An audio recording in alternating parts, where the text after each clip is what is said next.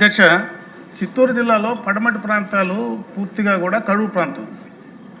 కీర్తిశేషులు నందమూరి తారక రామారావు గారు వేసిన బీజం, అదేవిధంగా మన ముఖ్యమంత్రి చంద్రబాబు నాయుడు గారి పట్టుదల ఆలోచనతో ఈరోజు హంద్రీనీవా జలాలు నేరుగా కుప్పం చేరాయి. అధ్యక్ష, దాదాపు 6 నెలల నుంచి కూడా నీళ్లు కంటిన్యూగా పారుతూ ఉన్నాయి. అధ్యక్ష, నా నియోజకవర్గంలో, పలమనేరు నియోజకవర్గంలో హంద్రీనీవా కాలువ నుంచి కూడా గ్రావిటీ పైన చెరువులకు ఇచ్చేటువంటి సందర్భంలో అక్కడ వెంటలు లేవు. అధ్యక్ష, చాలా సందర్భాల్లో మంత్రి గారిని కూడా నేను కోరడం జరిగింది, ప్రభుత్వానికి కూడా చాలా సందర్భాల్లో తెలియజేయడం జరిగింది.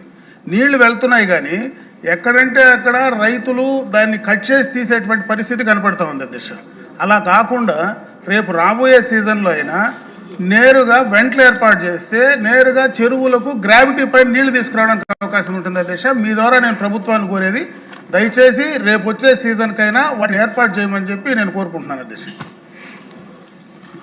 కేఈ శ్యామ్ గారు. అధ్యక్ష.